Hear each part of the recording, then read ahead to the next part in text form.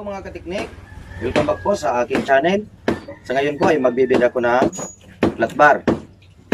Ito pong flat bar na to ang ibibend ko ngayon. Ang sukat po nito ay 316 by 1. At ang bend po natin ay patagilid. Pag ganyan po ang bending nito.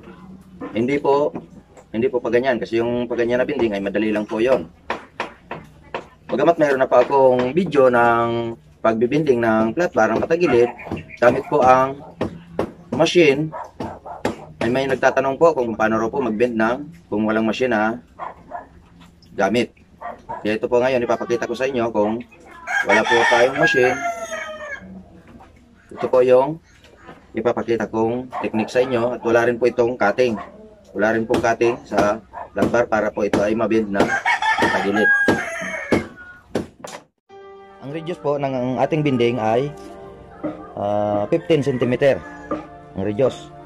Kaya ganito po yun. 15 cm ang radius. Sukatan po natin dito. Magmula dito ng 15 cm. Labas-labas po yan. 15 cm. Sukatan din po natin dito ng 15 cm. Yan po ay radius. 15 cm. Ngayon guguhitan po natin ang ganyan.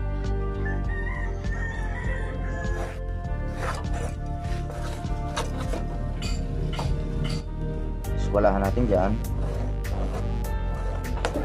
Ito po yung radius, sukat ng radius. Magamit po tayo ng kumpas. Lalagay po natin doon sa pinakasentro dito ang kumpas, at dito rin po sa pinakakanto yung lapis.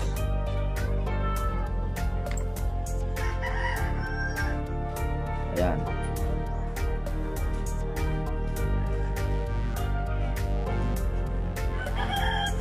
Yan na po.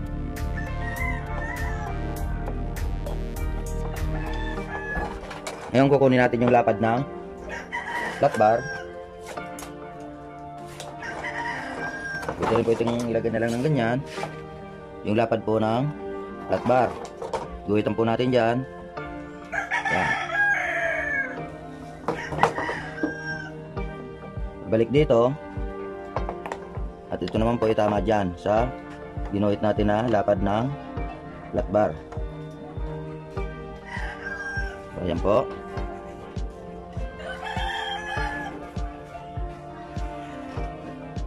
Ayan. Ayun, sa guhit naman na papunta dito, ilagay na lang yung lapad ng flat bar. Ayan. Bahala lang gaano kahaba ang kakailanganin nyo. Basta magmula dito, ayan, ay diretso na lang po yan. Ganun din po dito sa kabila.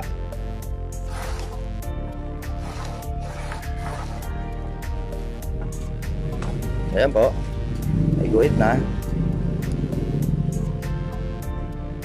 Bali, ito po ang bend na gagawin natin. Ang gagawin po ninyo, susukatin nyo na lang yan ng metros. Magmula dyan sa guhit na yan. Ayan, gitna. Gitna lang po yung metros. Ayan, 21.5.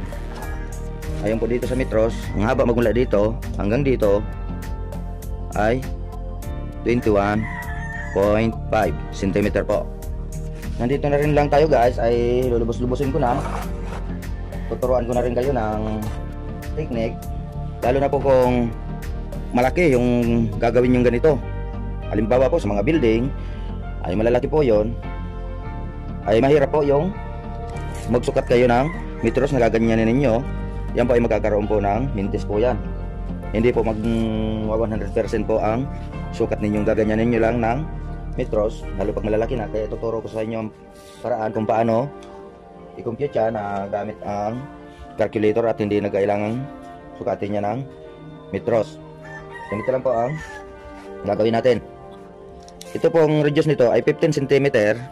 Ang radius po ay sukat na nanggagaling sa gitna ng bilog. Yan po ang tinatawag na radius. Pag binilog mo yan, yan ay 30 cm. Dali po, pakita ko sa inyo para po malinaw sa inyo. lubos-lubosin ko na po ang bali ganyan po yung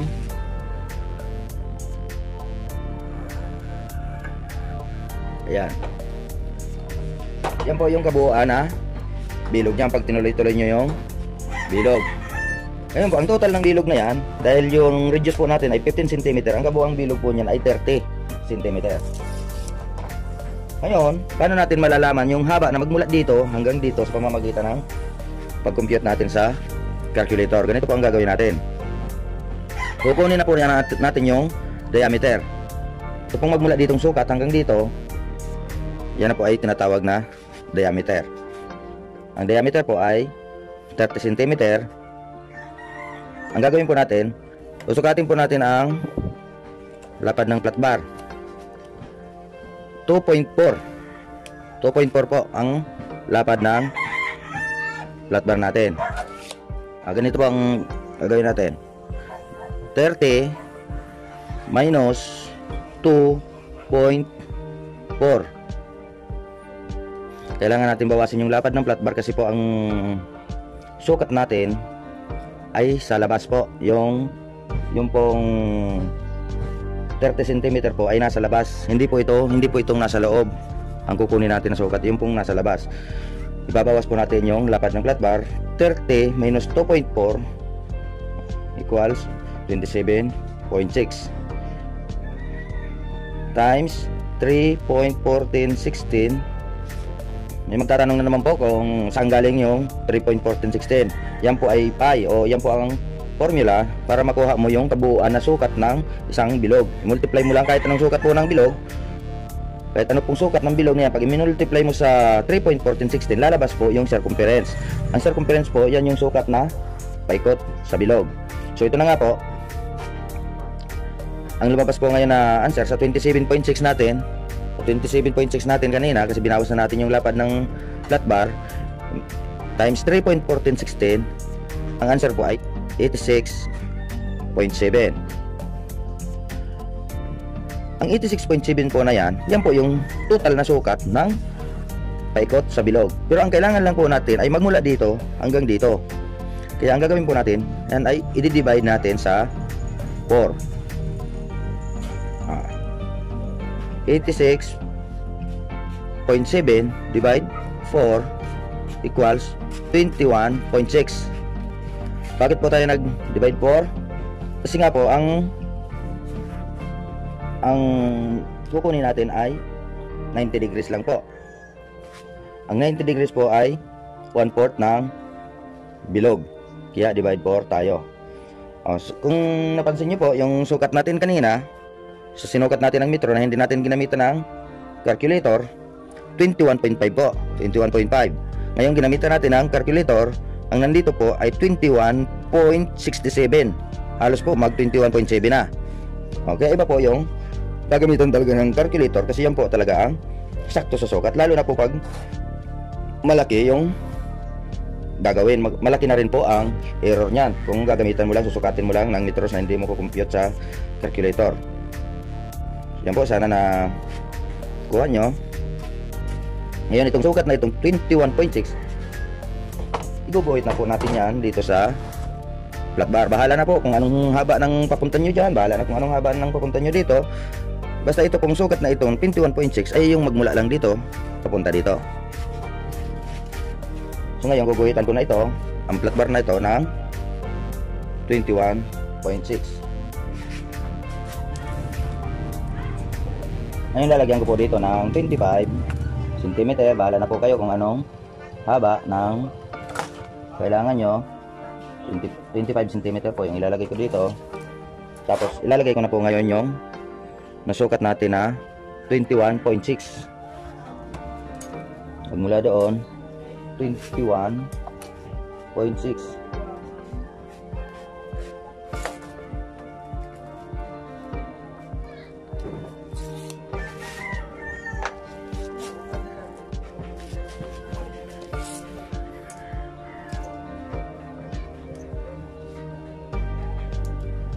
Ito na nga po ang nasukat natin, 21.6. Ito na po ngayon yung ibibend natin, magmula dito hanggang dito. Ito masyadong mahaba, sobrang na sa kailangan ko, kaya puputulin ko na rin ito dito. Ito natin i-bend sa place na to. Ngayon, ang gagawin ko po, maglalagay ako nitong square bar. I-welding ko po dito. Ito meron akong isa dito, naka-welding na. Lalagyan ko po lang dito sa kabila. Ang sukat ay 10 cm po. 10 cm ang loob-loob inside ng sukat. 10 cm. So po, i-welding natin ito.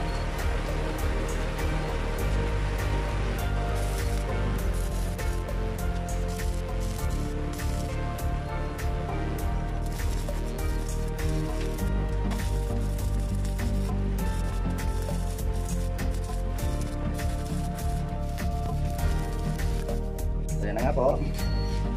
Ibibin na natin to. Ang kailangan nating binding ay magmula dito sa guhit na to hanggang dito. At sa labas nito ay kailangan diretsong-diretso na po yan. Kaya ang gagawin po natin ngayon, gamit po tayo ng malaking martilyo. Pupukpukin po natin ito na magmula dito sa guhit na to hanggang dito. Pero ito po ang tatandaan nyo. Sa pag dito na po kayo sa gilid na ito pupukpuk sa may guhit na, wag po ninyong ilalagay sa pinakagitna nitong dalawang ito. Kasi po ang mangyayari, pag nandito ito sa pinakagitna at pinukpok ninyo itong pinakaguhit na yan, ay aabot po dito ang bend niyan. Aabot po dito ang bend. Ay hindi naman po natin kailangan na mag-bend ito kasi nga po diretso magmula dito ay diretso. Kaya po ang kailangan, pag nandito na tayo sa bandang guhit na to, kailangan ilalapit na po natin dito yung guhit bago natin pupukpukin. Ilalapit po natin dito sa pagpupukpukan natin. Hindi naman po itatapat doon, dapat nakalabas din. Lalabas po natin ang mga 2 cm bago po natin umpisa magpupuk. Ganun din po sa kabila. So ayan, ganun po natin ito.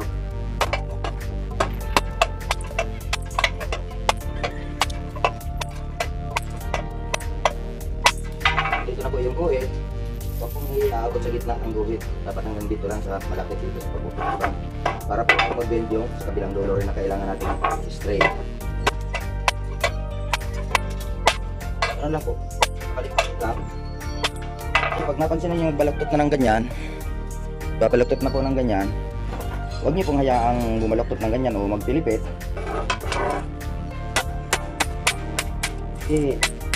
Patayin nyo na po.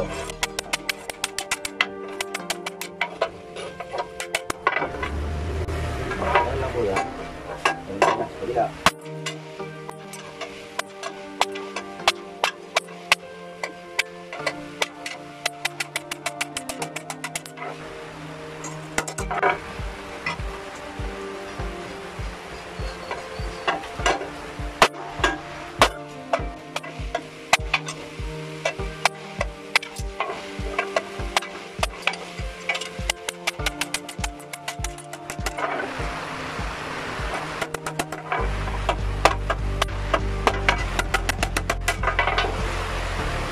Kita nyo naman po, halos ilang pukpuk pa lang naman yun. Pero ayan, malapit na po yan. Ayan po yung guhit natin, no? Halos malapit na po. Ilang pukpuk na lang yan. Ganun lang po, napakadali lang naman. Malambot lang po yan. Pagkasabihin naman po ng iba, nakakapagod yung ganun na trabaho. Ganun po talaga, kailangan magpagod. Ito po, wala tayong machine nga eh. Yun nga po ang tinatanong kung paano mabind ito ng walang binder at wala ring cutting.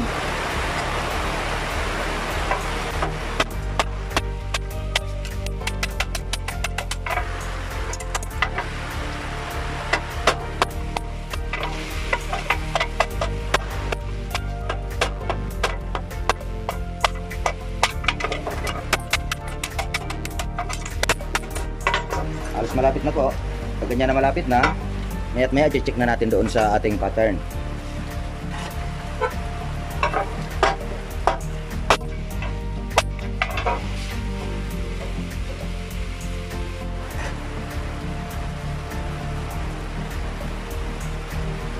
Ngayon po, ayon sa nakita ko, ay sumubra na po yung gitna, pero dito sa kabilang kadrones mong guhit ay kulang pa. Kaya ang gagawin ko ngayon ay ito, napasubra na po ang din ko dito sa pinakang gitna. Kailangan mong ibalik ng konti. Kaya ngayon, kulang na lang yung kabilang gilid. Yung may guhit natin.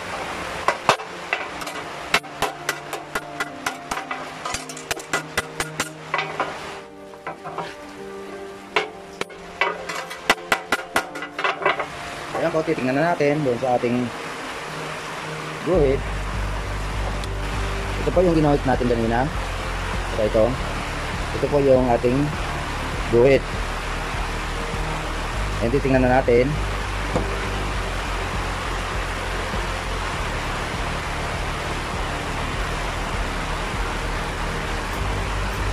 Ayan po. Nandito po yung guhit natin. Nandito naman yung guhit. Sakto po. Sakto po. Pati yung ating computation po ay sakto. Doon po sa guhit na ginuhit natin dyan kanina. Ayan po. Ito diretso. Diretso rin dito. Kung mapapansin ninyo, medyo lumitaw yung guhit dito kasi nga po nung pinupok natin ay ito ay kumbaga lumiit ng kaunti itong flat bar. Saktong-sakto po talaga yan. Sakto po ang ating computation at saglit lang naman pong event, di ba? Napaka-saglit lang naman. Ngayon, mapapansin niyo ito may mga pinupkukan dito.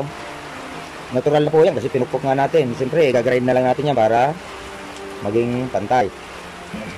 At para doon naman sa diskarte ng iba na lalagarian na lang dyan o kakating-katingan na lang dyan para mabin, wala pong problema doon kung yun po ang diskarte ninyo.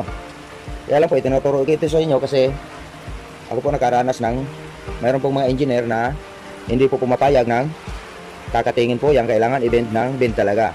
So bend, hindi kinating. Kaya kailangan po ma-practice din nyo yung ganitong sistema na pag-bend.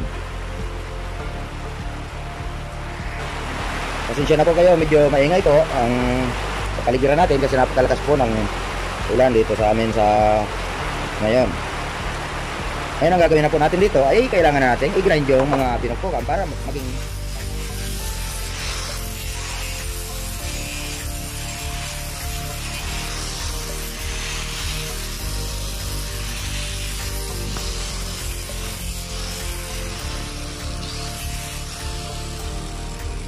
po, malinis na.